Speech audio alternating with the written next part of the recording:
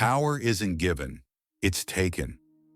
While most people are taught to follow rules, a rare few study how those rules are made and how to bend them.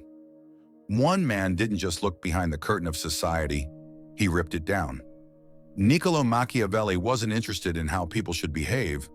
He exposed how they actually do, and what he saw wasn't pretty. He saw that people don't follow ideals.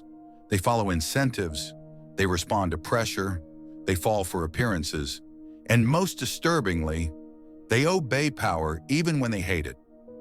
This isn't a historical curiosity. This is now.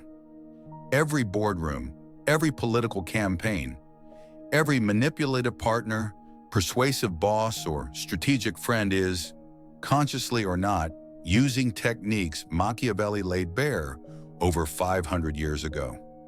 In this video, we're not just unpacking a dusty philosophy. We're dissecting the living mechanics of manipulation and control that shape your daily life, often without you noticing. Let's begin with a hard truth.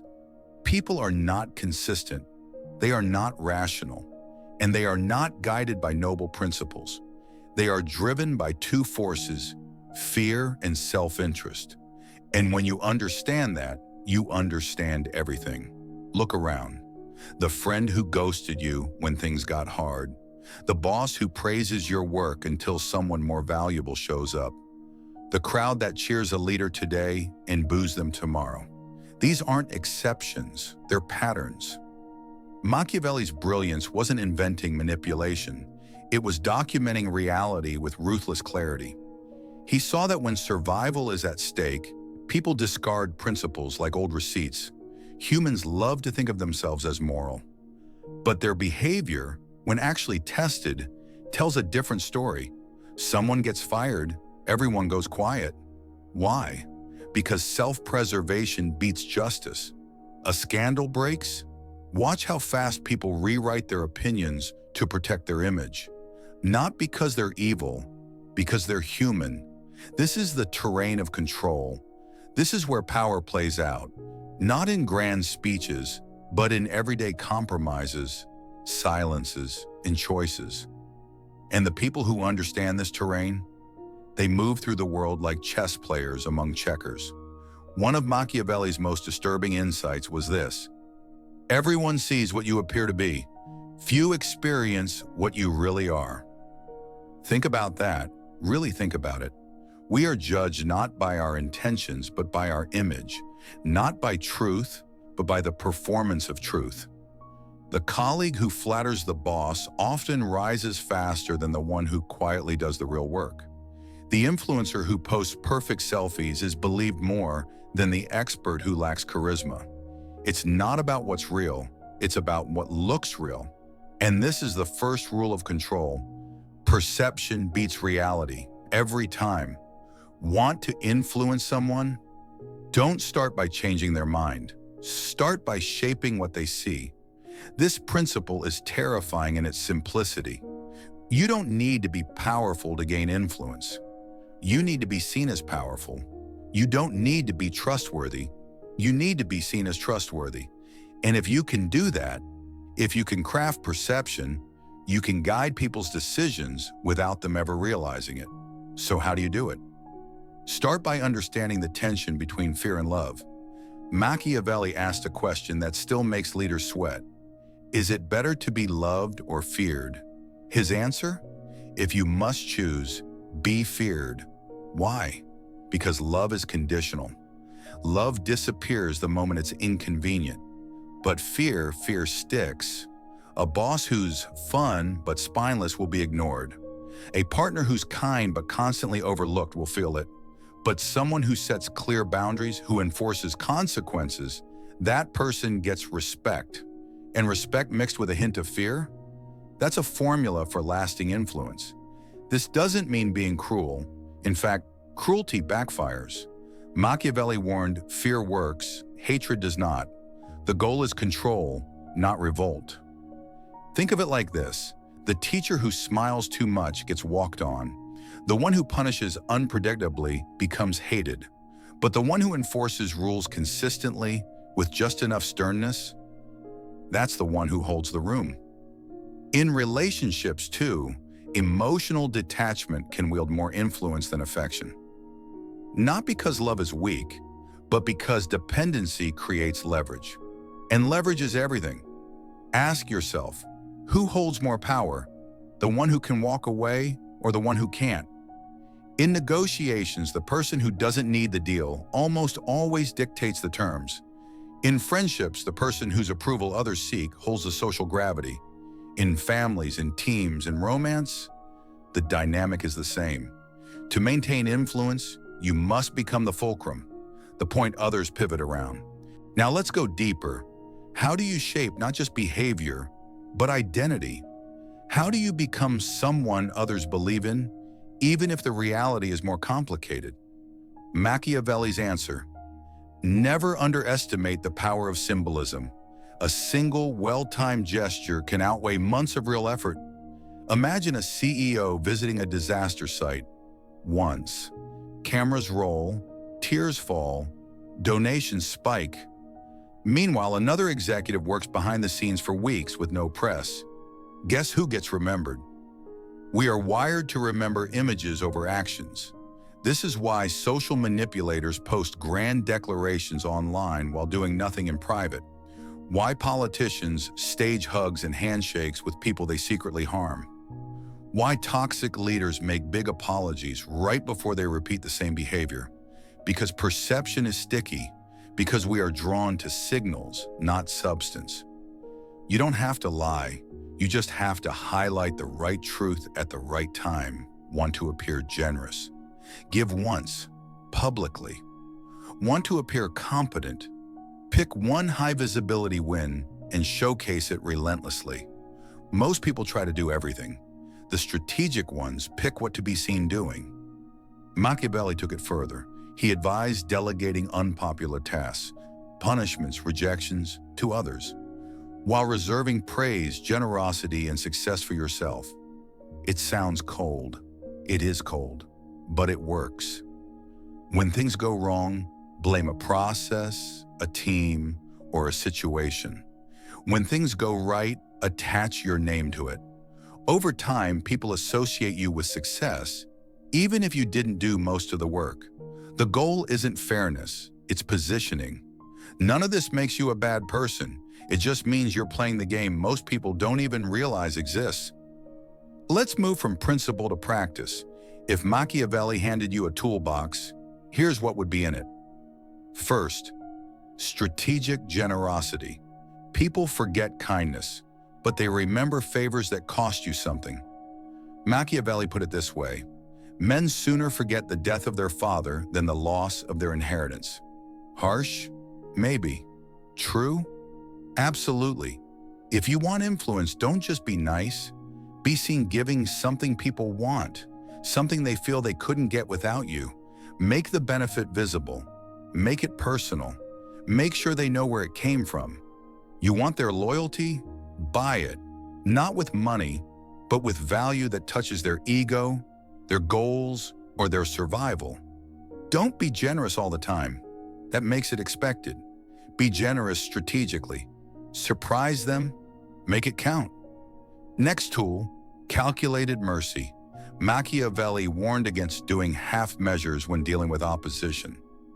Either reconcile someone fully or cut them off entirely. Anything in between breeds resentment. You forgive someone, really forgive them, publicly, decisively, and make them feel safe again, they'll likely become your most loyal ally. But if you punish them just a little, you've made an enemy who's now afraid and angry. Don't just consider what action feels right. Ask, what ends the threat cleanly? Another tool, manufactured crisis. In stable times, people resist change. But in chaos, they beg for leadership. Smart power players don't just react to crisis, they use it. Sometimes they even create it. You've seen this. A company declares an emergency to justify layoffs they were planning anyway. A politician raises panic about a threat, then presents themselves as the only solution. You don't need to lie. You just need to frame. When emotions run high, reason gets sidelined. You can pass policies, shift power, and silence critics while they're too distracted to resist. This isn't theory, it's reality. COVID, economic crashes, security threats. Watch who benefits from the chaos, and you'll find who's pulling strings behind the curtain. Tool 4, control the gate. Want power?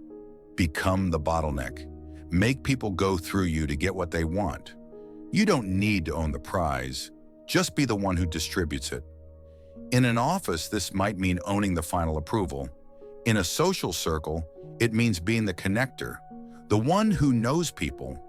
In relationships, it's being the one whose emotional approval means something. If people can get what they want without involving you, you're optional. If they have to come to you, you're powerful. Now for a deadly effective one, predictive consistency. You know what inspires trust and fear at the same time? Reliability. If you say you'll do something, and always do, it doesn't even matter what that something is. People begin to see you as inevitable. They plan around you. They anticipate your reactions. And once people predict you, they stop testing you. This is why good manipulators make bold promises and then move heaven and earth to keep them, even when it hurts. Not because they're virtuous, but because breaking the pattern breaks the spell. Now step into the modern world. No more kings, no more swords, but Machiavelli's playbook, more alive than ever. Modern power doesn't bark orders, it nudges decisions. It works through workplace dynamics, algorithmic influence, dating apps, family politics. You don't need a crown, you need awareness. Here's how modern Machiavellians operate. They don't lie outright. They shape what's emphasized. They bury truths in timing, distraction, and spin. They don't sabotage openly. They plant doubts with questions that sound innocent. Oh, weird that he didn't show up to the meeting again. Think everything's okay? They don't command. They frame. They create situations where the choice you make feels like your own, but leads exactly where they wanted you to go. This is called meta-manipulation, and it's one of the most terrifyingly effective tools in existence. It's when someone makes you think you're free, while quietly boxing in your options. You ever walk away from a conversation thinking you made your own choice, then later realize you were never really given one? That's meta-manipulation, and once you see it, you can't unsee it. Marketers use it constantly. Think of limited time offers. Think of false choices. You can get the basic plan or the deluxe, but either way, you buy. Smart negotiators do it too. They offer you a big concession on a minor point to get you to accept their main demand. The iron fist now wears a velvet glove, but it's still a fist. And here's the kicker. Most people never notice, because we are trained to spot aggression, not subtle architecture. You're not supposed to see the web. You're supposed to move inside it. But here's the thing. This doesn't make you powerless. Once you see the pattern, you can resist it or use it, but you're no longer a pawn. And that brings us to something deeper, the ethics of all this. Does knowing how manipulation works make you corrupt? Does using it, even in defense, make you part of the problem?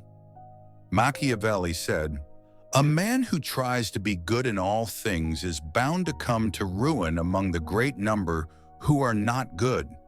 Translation? If you're the only one playing fair, you're not noble, you're just vulnerable. But that doesn't mean you need to become the villain.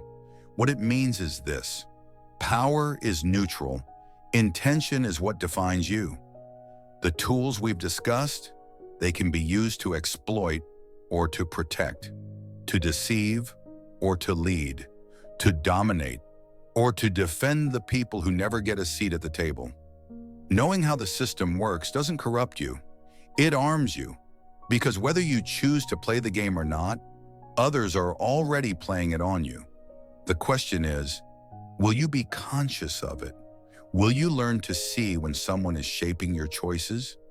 Will you protect your mind from emotional leverage, false narratives, and subtle coercion? And maybe the bigger question, if you had that kind of influence, what would you do with it? That's the core of it. Machiavelli didn't create a world of manipulation. He noticed it. He gave us the language, the patterns, the brutal clarity. He stripped away illusion and showed us what power really is. Now that you see it too, the decision is yours. Wield it, defend against it, or pretend it doesn't exist and stay vulnerable. Thank you for watching. If this made you think, really think, then you're the kind of mind we're building this channel for. Hit subscribe, stay sharp, and remember, in a world of actors, the one who sees the script rewrites the ending.